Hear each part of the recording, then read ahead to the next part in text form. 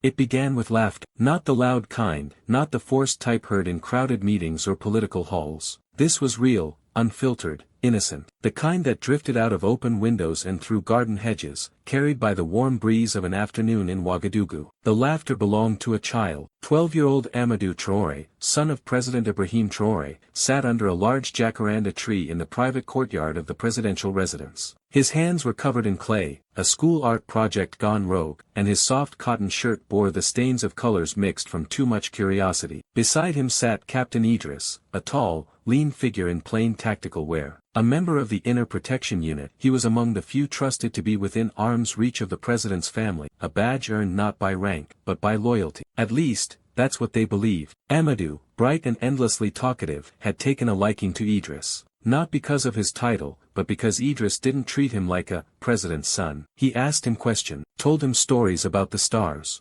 Listen, that meant everything to a boy growing up surrounded by suits and protocols. But behind Idris's smile lay a purpose. He wasn't there for loyalty. He wasn't there for protection. He was there for a cup. For days earlier, a burner device buzzed in a hidden drawer beneath Idris's bunk. The message was simple. No names. No threats. Just a single instruction. Asterisk, he drinks. Or you do. Asterisk. Below it, a location, a vial number, and a code that matched his secondary bank account in the Seychelles. The balance had already changed. He deleted the message and closed the drawer. There was no room for fear, only execution. Inside the presidential residence, Ibrahim Traoré was meeting with two senior economic advisors. Charts littered the desk. Investment flows, regional trade routes, and proposed export tariffs. But his eyes kept drifting to the window, to the boy in the courtyard. He's growing too fast, the president said suddenly, interrupting a line about cocoa tariffs. One of the advisors chuckled. 12 going on 30, I'm told. Traoré didn't smile. His expression was distant. He reminds me of his mother, he said softly. Silence fell. Neither advisor replied. She had died 3 years earlier, an unexpected illness, complications that couldn't be explained. Rumors had circulated, of course. In circles of power, death never arrives without question. But no proof had ever emerged. Traoré returned to the documents, but his heart remained outside, under the jacaranda tree. That evening, preparations were made for a private family dinner. A tradition, once a week, no officials,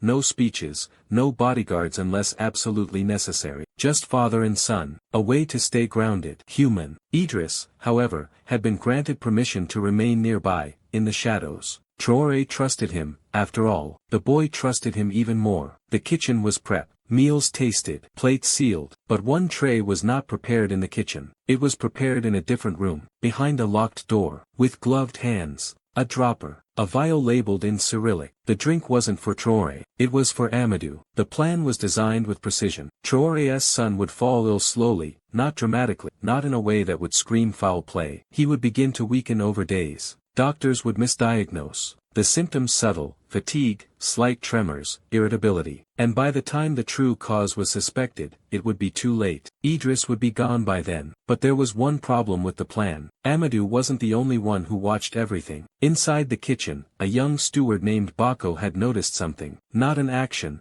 a pattern. He had seen Idris entering the west corridor during dinner prep hours. No reason. That hallway led only to staff quarters and a locked utility pantry. 3 times, in the last 3 days. Bako didn't say anything, not yet, but he made a note of it. That afternoon, while Idris delivered the tray of juices for the dinner table, Bako asked a casual question to the head chef. Did we make the guava-pineapple mix today? The chef raised an eyebrow. No, the boy doesn't like it. But there it was, on the tray, and it was heading straight for Amadou. At the table, the president poured a glass of water for himself. Amadou reached for the fruit juice, the one he always drank. But this time, there were 2 glasses. He chose the one on the right. Idris, watching from a distance, looked away. His heart beat once, twice. Amadou lifted the glass. But before it reached his lips, a hand grabbed his wrist. It was his father's. I poured this one for you, he said softly. Try it instead. Amadou blinked, confused. Then shrugged. Children rarely question the hands they trust most. He took the other glass. The one not tampered with, the one his father had chosen. Across the room, Idris's fingers curled slightly. The poison had missed its mark. The boy would live another day. But something had changed. Traoré wasn't smiling. He was watching Idris now, the same way a lion watches a shaking branch. And the branch, had just started to crack. Night had fallen over Ouagadougou, but the presidential residence remained lit. Not because of a late-night meeting, not because of a crisis. Because one man, President Ibrahim Traoré, hadn't closed his eyes since the dinner. He sat in the dark of his study, behind a desk untouched by paper or pen. The only object before him was the untouched glass of juice. The same one his son had nearly drunk. The one Idris had placed on the tray. Traoré hadn't tasted it. He didn't need to. Something had been off, a scent, a color,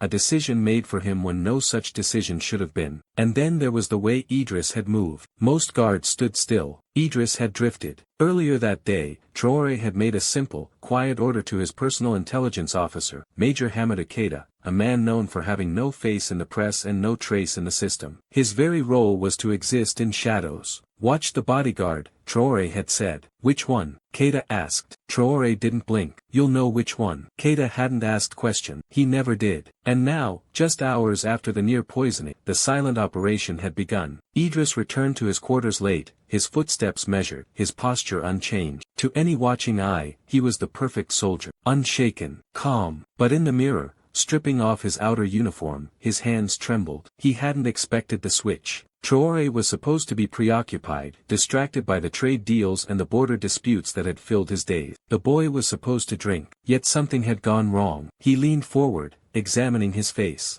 No sweat, no tremor, no guilt, just execution delayed. But something gnawed at him. Why had the president stopped his son? Was it chance? Was it instinct? Or had he been made? 3 rooms down, in the old west corridor of the palace, long unused except for minor utility storage, a silent figure crouched in the dark. Bako. The young steward had done more than notice the guava juice. He'd followed Idris earlier that evening, keeping to shadows, staying far enough not to be seen but close enough to track where he went. He'd seen him unlock a room Bako had never seen open. He'd seen the tray. He'd seen the gloves. And now, he waited. He didn't know what he was watching for. He only knew that something about tonight had changed everything. At 2:17 a.m., a soft knock came at the back door of Traoré's study. It opened without sound. Major Keita entered. He's clean on the outside, Keita said. No sudden communications. No messages. But there's something else. He handed Traoré a flash drive, recovered from an encrypted phone found behind the guard's cabinet, concealed behind a false panel. Traoré plugged it into the secure monitor on his desk. Lines of numbers, partial transfers, fragments of code. One message stood out. Phase 1 failed. Awaiting instruction. Target is aware. The sender was listed as S-23. Location ping, border of Ghana, near to Mali. Traoré leaned back. Someone still watching, he said. At 8:06 a.m., Idris was called for routine morning duty. Nothing felt different. The same hallways,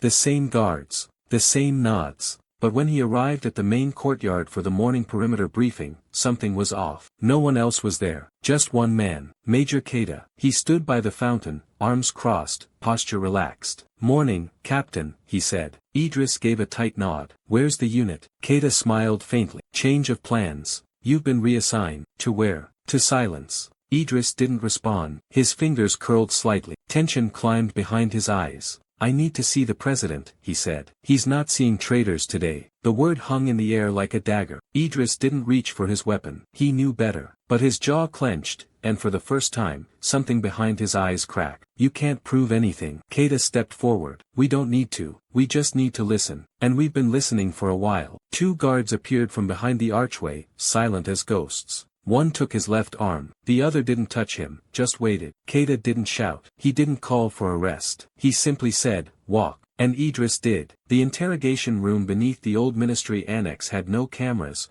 no microphones, no known exits. The table was bolted to the floor. The light bulb flickered once every 10 seconds. The temperature was colder than necessary. Idris sat in silence. He hadn't asked for a lawyer. He hadn't said a word. Across from him sat Traoré. No guards. No advisors. No pretense. Just father. And traitor. I brought you into my home, Traoré said. My son calls you uncle. Silence. I treated you like family. Idris stared straight ahead. You handed my child a weapon. Idris's throat moved, a shallow swallow. And finally, he spoke. I didn't want to do it. That never matters, Traoré replied. What matters is who gave the order. Silence. Traoré placed the glass, the one with the poison juice, on the table between them. Idris didn't flinch. I don't care about prison, he whispered. But I won't talk here. Where, then? There's someone else. Higher. Watching. I talk here, I die. You'll talk where I tell you to. Idris leaned forward, voice barely audible. Then take me to the coast. Traoré's eyes narrowed. The coast? Near to Mali. And in that moment, confirmation struck. S-23. Traoré stood. You'll get your wish, he said. As he left the room, he gave one final order to Keita. Prep the convoy. No press. No uniforms. Tell Bako, he's coming with us. The convoy left under moonlight. No sirens. No flags. No government plates. 3 black SUVs glided silently down the narrow roads leading out of Ouagadougou, heading south. In the front, 2 agents from Keita's counter-intel team. In the back, the president himself, seated beside Idris, unchained, unspeaking. Opposite them sat Bako, the steward whose quiet observation had prevented a death the country wasn't ready to mourn. Between the 3 men, silence filled the air like smoke. Only the hum of the engine broke it. Keita led the convoy, his voice low in the comms. We'll cross the border by 4:30. I've arranged for our contacts in Ghana to maintain surveillance clearance for 12 hours. Anything after that, and we're exposed. Traoré's voice came through the radio. We won't need 12, we just need 1. Bako watched Idris cautiously. He'd seen the man once as a quiet presence in the halls, someone who folded his hands neatly, who spoke only when spoken to. Now, he saw the shadow behind the eyes. The man behind the performance. Idris didn't meet his gaze. Why the boy? Bako finally asked. Traoré looked up too. Idris exhaled slowly, his fingers clenching on his knees. Because hurting a man doesn't always mean cutting his flesh. Sometimes, you cut his heart. You mean his child, Bako said quietly. I mean his silence, Idris replied. They believed if they hit you where you couldn't scream, you wouldn't fight back. Not directly. And who are they? Idris paused, then muttered, S-23. By the time the convoy reached the Ghanaian border, the first hints of sunrise bled into the sky. They didn't pass through the main checkpoint. A lesser-known crossing, arranged through trusted military allies, allowed them to slip across unnoticed. At the southern checkpoint, Keita made a short call in Hausa. The gates open. Tamale was still hours away, but Traoré's plan wasn't to arrive. It was to draw out what lay in waiting. In a safe house tucked away on the edge of Bui National Park, Traoré laid out the map on a steel table. Only Keita, Idris, and Bako were present. Traoré traced a route with his finger, from a warehouse near the Tamale airport to a compound marked K-12 outside the city limits. This is where the transmission came from, Keita explained. Encrypted message. 3 words. Poor Lotus Cup. Sounded like gibberish. But we decrypted the old call logs.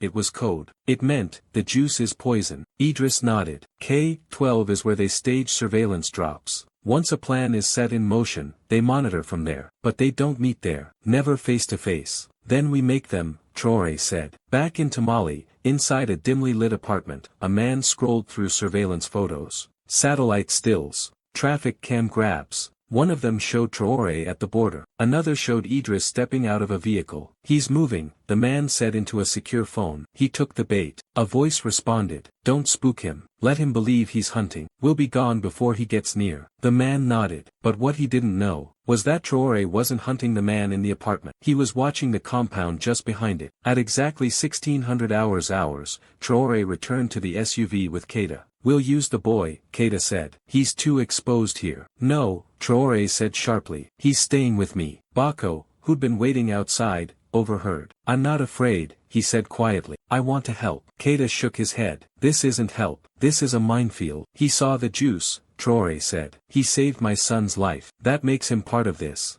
Bako stepped forward. I'll carry the tray. Keita looked at Traoré. The president nodded. Then we move at nightfall. The plan was dangerous, and precisely the kind of bait S-23 had never seen from a head of state. At 2000 hours, a dinner was staged at a rented private lodge, 11 kilometers from the K-12 compound. The press was leaked a story, Traoré holds private peace dinner with West African diplomats.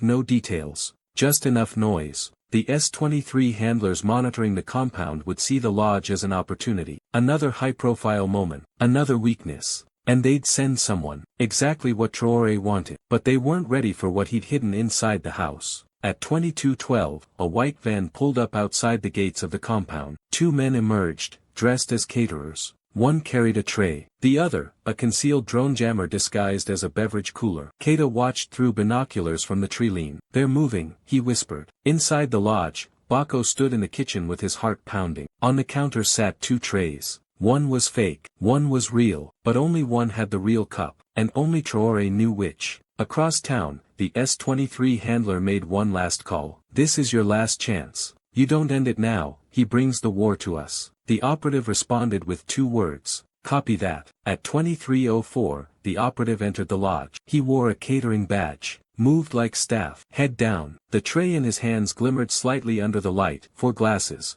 1 decoy cup. He walked through the hallway. No guards, no footsteps, just soft music in the distance. He reached the central room, where Traoré sat waiting, alone, eyes calm, hands folded. The operative hesitated, then stepped forward. Your drink, sir. Traoré smiled. I believe you have the wrong tray. The operative froze. Behind him, 2 shadows moved, silently, gloved hands, steel cuffs, controlled force. No struggle. He didn't even drop the tray. At 23:30, Traoré and Keita stood outside the lodge. The operative had been sedated. The compound had been raided. Inside, a communications terminal had been found, and with it, a flash drive containing years of records. S-23 wasn't just watching. They had been planning for much longer than anyone had known. We thought this started with a cup, Keita said. Traoré looked at the stars. No, he said. It started years ago, when they realized we weren't going to kneel. And far away, deep in the woods beyond the city, someone else was listening to a different feed. Not Idris, not the handler, someone older, unseen. A voice muttered in the dark. They moved too early. The room was dimly lit, buried beneath layers of concrete in an abandoned Ghanaian police outpost repurposed for one night only. A table,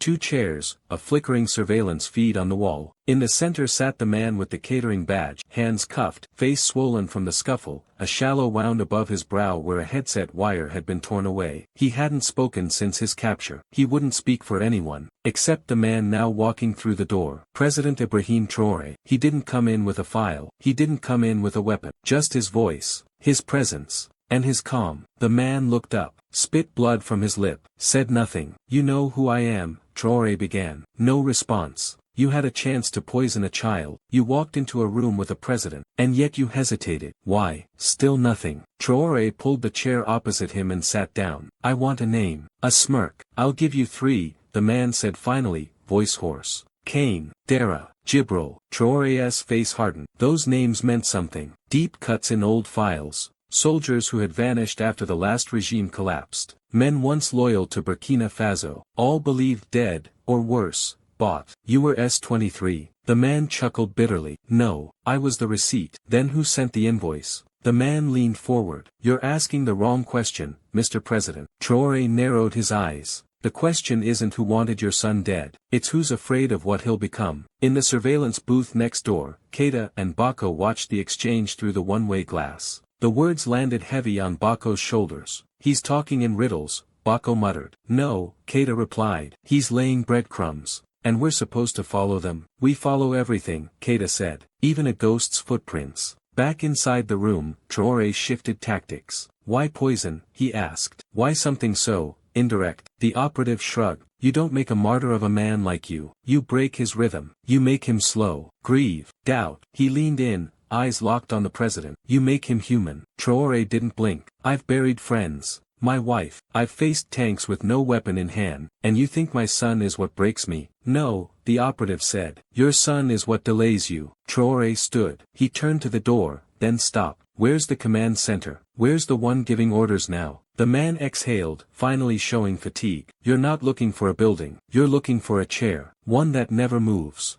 never speaks. But everyone sits in it eventually. Traoré turned fully now, face pale. What chair? Zane's. The name cut like ice through bone. Outside, Keita noticed the shift in the president's walk before he even opened the door. What did he say? He said a name. Who? Traoré paused. Zane. Keita's jaw clenched. He looked toward the floor, then out toward the woods. That can't be right, he said. He's dead. No, Traoré said. He disappeared. Zane Diallo, once the most decorated intelligence tactician in Burkina Faso's former regime. He'd been thought to have defected, or died in exile. But before he vanished, he had been close to one man. President Ibrahim Traoré, not just as a colleague, as a friend, as a mentor. Zane had trained him in counterespionage during his early military rise. taught him how to think like a shadow, how to read the room beyond the faces in it. But after the revolution, Zayn was one of the few who didn't take a side. He just left. But if he was the chair, the one everyone served in silence, then the game had been bigger than Traoré realized. At dawn, the prisoner was transferred to a private aircraft back to Burkina Faso for formal prosecution. But Traoré didn't go with him. He stayed behind. Something was wrong, deeply wrong. This wasn't just about power anymore. It was about legacy, corrupted mentorship,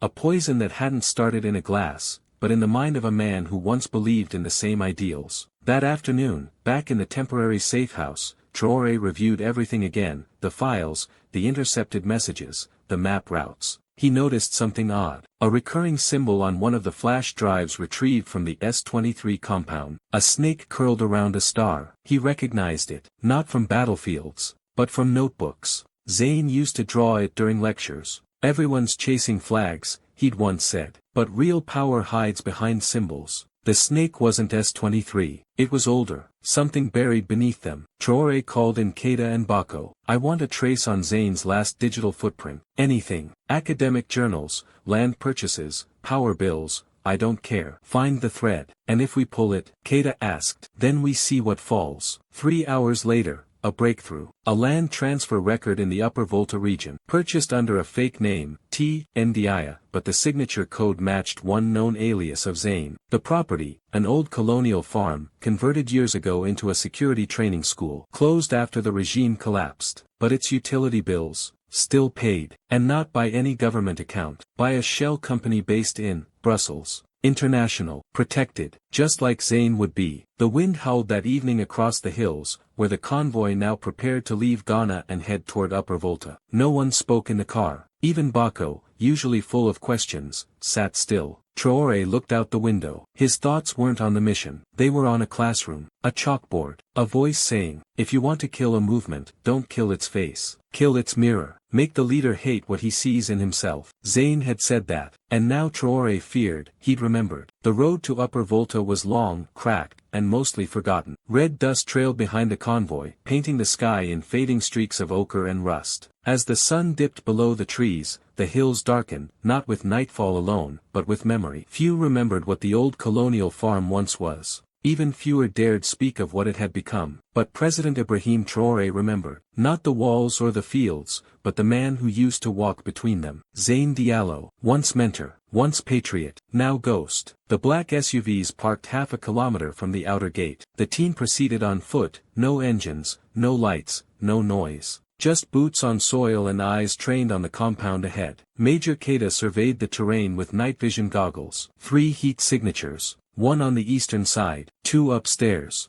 No movement. He handed the goggles to Bako, who had insisted on coming, not just to help, but to witness. Traoré stood still, observing the shadows stretch across the main building. No signs of guards. No patrols. Too quiet, Keita muttered. Either they're gone, or they're watching. Traoré adjusted his coat. Both. The outer wall was rotted. Time had claimed most of the stonework. They entered through a gap in the fencing once used for livestock, now just a thicket of vines and dust. Inside, the main structure loomed, 3 stories tall, rectangular, with arched windows now broken and boarded. The place looked abandoned, but abandonment was often a costume. They breached the side entrance, silent, methodical. The first floor was empty. No guards, no light, just old furniture, dusty maps, and traces of recent use, faint footprints, a newly cracked glass, a chair pushed back from a table. Someone had been here. Someone had left, in a hurry, but not before leaving something behind. Bako moved toward a wooden door in the hallway, half open. A strange sound came from behind it. A hum. Mechanical. He pushed it open, slowly. Inside, a single monitor glowing blue. Attached to it, a small satellite dish mounted on a modified tripod. Makeshift. Portable. Designed for one thing. Live surveillance. Keita stepped in behind him. It's a listening post, he said. Is it active? Traoré asked. Bako checked the screen. His voice caught. Yes. Keita moved forward, scanned the monitor. The screen showed a paused image. Traoré, seated in the interrogation room 2 nights earlier. The operative cuffed across from him. They're still watching, Keita said. Not just this room. They've been listening for days. A soft beep broke the silence. Then, static. Then, a voice. Male. Familiar. Calm. You always had good instincts, Ibrahim. But not enough imagination. The room froze. Traoré stepped toward the monitor. You found the farm. Congratulations. I thought it might take you a week longer. You're improving. Keita moved to kill the feed, but Traoré held up a hand. No, let it play. I taught you to listen, to anticipate, but never to follow shadows into the dark alone. And yet here you are, chasing a ghost. I wonder, do you still believe in redemption? The voice paused, then grew colder. This was never about your son, or even you. This was about the idea that you could lead without consequence. But power doesn't tolerate independence.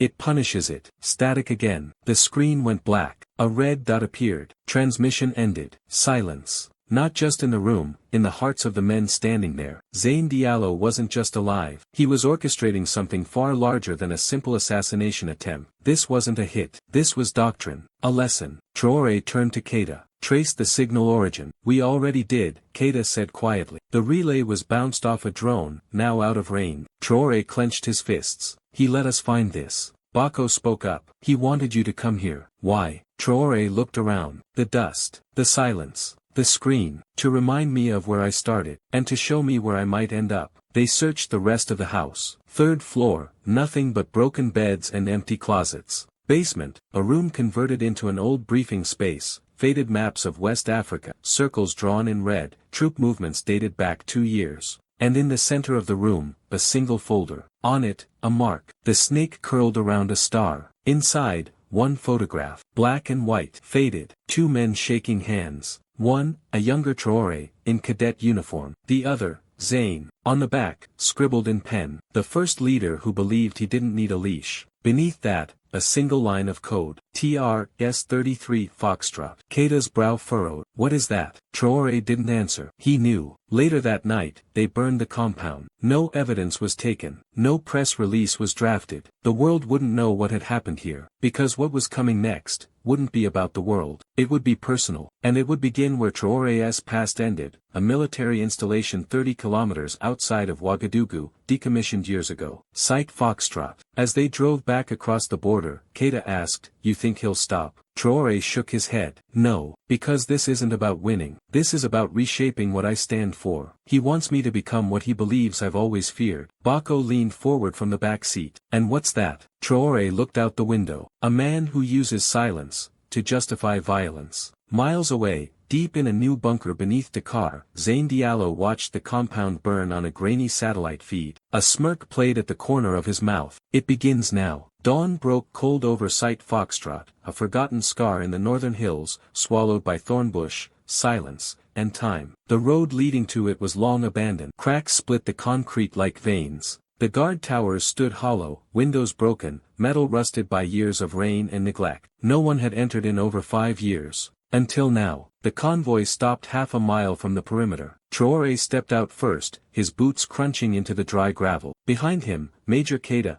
Bako, and a small detail of trusted tactical men followed. No uniforms, no insignias. Ghosts, like the base itself. Site Foxtrot had once been a training ground, a proving ground, and for Ibrahim Traoré, it had been something else, a forge. The place where Zayn Diallo had molded him. Before politics. Before revolution, before betrayal, and now, it was where Traoré had to unlearn everything that man had taught him. The front gate was jammed shut. Keita blew the hinges with a low-charge breaching device. Inside, weeds spilled through the cracks. Nature had done what no coup could, it had claimed the place back from order. They moved cautiously, weapons lowered but ready. Traoré led the way, as if drawn by something deeper than memory. They reached the old command center, a long rectangular hall with walls lined by broken comms panels and shattered glass. On the far wall, a dusty blackboard, still intact, still marked. Traoré wiped a hand across it, revealing faded chalk marks underneath. Lines, symbols, phrases.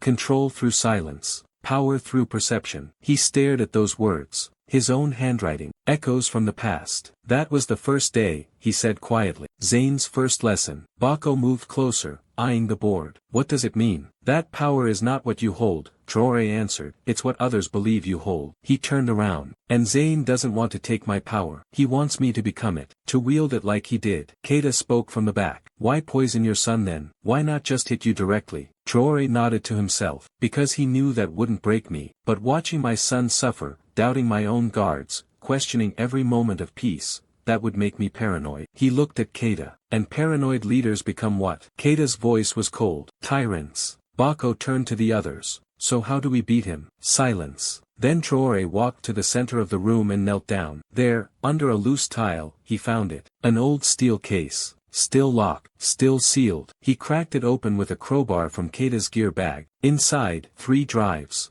1 manual, 1 sealed envelope. The contents hadn't seen light in over 5 years. Training archives, Keita said, reading over his shoulder. Zane's original logs. No, Traoré replied. His blueprint. They returned to the temporary satellite van parked in the outer field. One of Keita's tech specialists booted up the old drive. It took minutes to decrypt. Then the files appeared. Operation Lux. Phase I, Leader Void. Phase 2, Transitional Vacuum. Phase 3, Asset Recovery. Phase 4, Public Control Strike. Keita read aloud. Phase 1, Eliminate or destabilize current leadership. Phase 2, Insert doubt into the national structure. Phase 3, Turn compromised loyalists into silent operatives, Traoré finished. And Phase 4, Bako asked. Keita answered grimly. Trigger a crisis that justifies external support. Make the people ask for intervention. And Zane walks back in, Traoré said, not as a ghost, but as a savior. A wave of realization washed over the room. This wasn't about killing Traoré. It wasn't even about his son. This was about making Burkina Faso need someone like Zane again. The poison was a prelude. The real strike was coming next. Traoré stood. We're done waiting. He turned to Keita. Get me the list of every compromised official. I want the entire security ring restructured within 48 hours. You're going to purge them? Keita asked. No, Traoré said. I'm going to confront them. On record. In front of each other. We'll see who blinks first. Back in Ouagadougou, the palace was already preparing for the National Integrity Council, a rare emergency session called only twice in the last decade. By the president's own request, all high-ranking security personnel, senior aides, and internal ministers were summoned. No agenda, no speech announced. Only a time, 09:00. Whispers spread like wildfire. Theories bloomed. Had there been a coup attempt? Was the president ill? Had Idris revealed more? The public didn't know yet, but those inside the palace felt it. A reckoning was near. That night, in a dim corner of a private security club in Dakar, a man read the decrypted drive files sent from the compound. Zane Diallo. He stood by a window, drink in hand, watching the city sleep. He wasn't smiling. Traoré had moved faster than expected. Found the files. Pulled the thread. But he hadn't reached the core. Not yet. Zane turned to his assistant. Phase 4. The assistant nodded. In motion. And the boy, still protected, still watched. Zane's voice lowered. He won't be harmed again. Why not? The assistant asked. Zane's gaze turned cold. Because that was never the point. That was just the whisper. He paused. The scream comes next. Back in Burkina Faso, Traoré stood on the rooftop of the palace, staring at the courtyard below where his son played with a ball under the watchful eye of 2 new guards, hand-picked, personally vetted. Not from intelligence units. Not from political rings. One was a retired teacher. The other, a former street vendor he had met years ago. Both trained in security over the last 2 months, quietly, in secret. Men who had nothing to gain, and everything to protect. He whispered to himself. No more leashes. Not for me. Not for this nation. The wind carried his words into the night. And far away, in Dakar, Zane looked to the same moon and said, then let's see how a lion moves without a chain. It began with static, low, crackling, and persistent. Radios in patrol vehicles, satellite phones in government offices, even encrypted comms at the presidential residence all reported the same thing around 04:57 a.m. disruption. Then, without warning, the lights across Ouagadougou's central grid went dark. Hospitals switched to backup. Traffic signals failed. Cell towers dropped one by one. And in that hour of engineered silence, a voice replaced the darkness. This is not a coup. This is a correction. The leadership you trust is compromised. But we are still watching. Then nothing. Just silence again. But the message had already done its work. It didn't need to last. It needed to linger. And it did. In the presidential war room, Traoré stood before a digital map now half-lit due to power fluctuation. Dots flashed in red where communication had gone down. Major Keita and the cyber intel team worked frantically to stabilize the feeds. Where's the breach? Traoré asked. Military Communications Zone 2, Keita replied. Just east of the market district. Transmission tower compromised with an external repeater. They hijacked the net, someone said from behind a screen. Bako entered the room, breathless. "The rumor is already out," he said. "People think you've been removed. Some say you fled." Traoré's jaw clenched. He looked toward the glowing map. "They want chaos." "No," Keita corrected. "They want confusion. Just enough to make you respond like a dictator." "And if I don't respond?" Traoré asked. "They say you're weak." Traoré turned to the room. "Then we respond where they won't expect." At 6:40, Traoré made the call, not from a podium, not through national TV, but on a public street corner in the Kaluba district, where hundreds of civilians had begun gathering in confusion. He didn't arrive in a convoy. He didn't bring bodyguards. He came alone, walking through the crowd,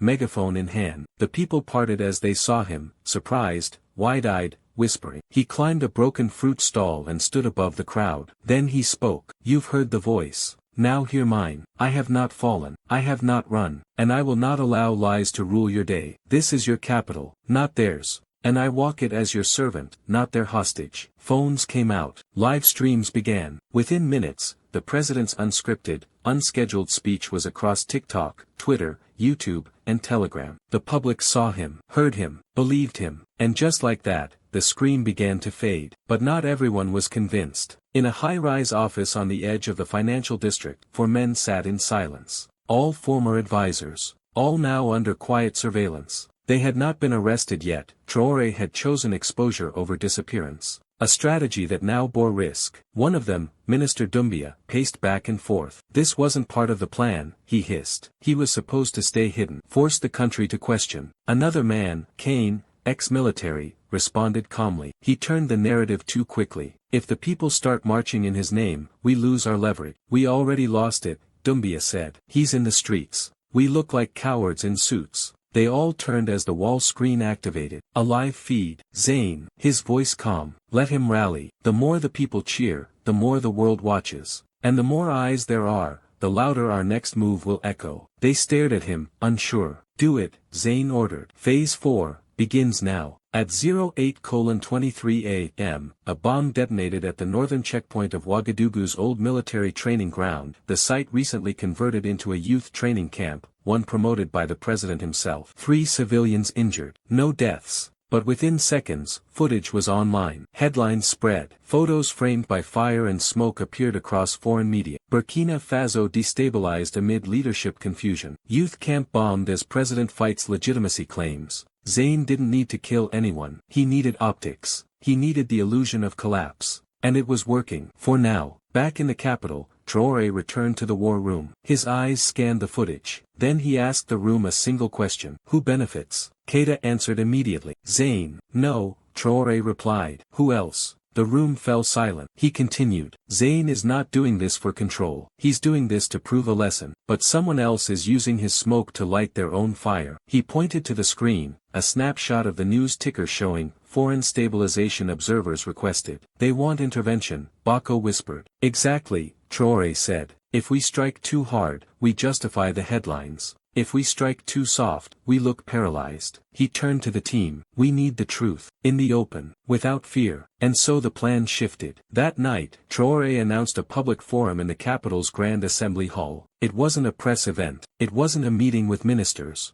It was a gathering of the people, live-streamed with no censorship. No pre-screened questions. No speeches. Just the truth, as raw as the betrayal that had been growing beneath them all. Across the city, the people began moving. Some came to support. Some came to heckle. Some came to watch history break itself and be remade. But they came. And so did Zayn. Not in person, but in screens. In feeds. In whispers. And in one final message sent directly to Traoré's private signal line. "The stage is yours. But the next move will decide what kind of lion you truly are." The next morning, as the sun climbed over the Grand Assembly, Traoré took the stage. The nation held its breath. So did its enemies. Because what would come next was not the roar. It was the reckoning. The Grand Assembly Hall was packed. No music, no anthem, no military parade. Just people, students in mismatched uniforms, mothers with children in their laps, old veterans leaning on canes wrapped in faded flags. They filled the seats, the stairs, the aisles.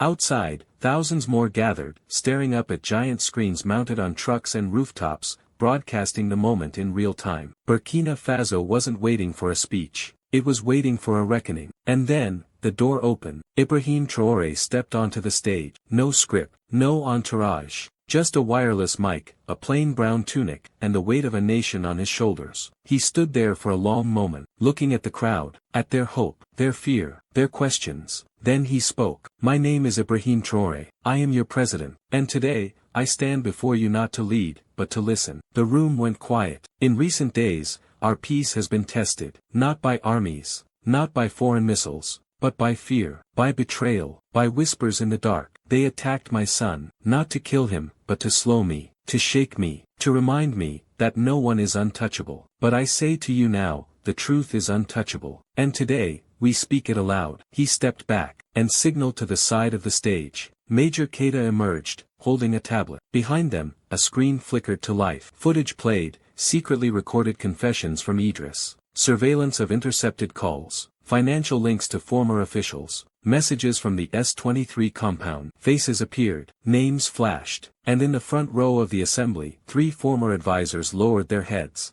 Doumbia, Kane, Jibril, each of them pale, each of them exposed. Traoré raised his hand. These men stood beside me. They said they believed in a free Burkina Faso, but in the dark, they sold pieces of our sovereignty to men hiding in suits in foreign cities. He turned toward them. I won't silence you. I won't arrest you in secret rooms. I want you to speak. Here, now, in front of the people you betrayed. For a moment, nothing. Then Doumbia stood, voice trembling. I was afraid. We all were. We thought, if we didn't act, we'd lose our lives. Traoré stepped forward. You feared death, so you chose to kill something worse. Trust. Kane rose next. We thought Zayn had the power. We thought he had control. Traoré nodded. He had your minds, but not your will. Finally, Jibril stood. I never believed in him. I just stopped believing in you. That silence hit harder than anything else that had been said. Traoré stared at him for a long time, then turned to the people. You heard them. Now hear this. I won't build a nation on blood, but I won't build it on lies either. These men will face open trial, not because I want revenge, but because justice isn't personal. It's sacred. Cheers erupted. Some cried, some stayed quiet, but they all saw something they hadn't expected. A leader who didn't hide behind walls, who walked straight into the fire, and stood still. Backstage, Keita approached. We have a message. From who? He handed Traoré a phone. Encrypted. No number, just a voice. Zayn, you surprised me today, Ibrahim. You chose mercy. Most men in your shoes would have chosen spectacle. But now I offer you one last thing. Come to Dakar. No guards. Just you and me. We finish this, not as soldiers, not as politicians, but as the men we once were. Traoré said nothing, just ended the call. 3 days later, under cover of darkness, Traoré boarded a small aircraft. No press was informed, no ministers briefed. He left a letter for his son, not a goodbye, a promise. If I return as your father. If I don't, know that I walked into the lion's den so you would never have to.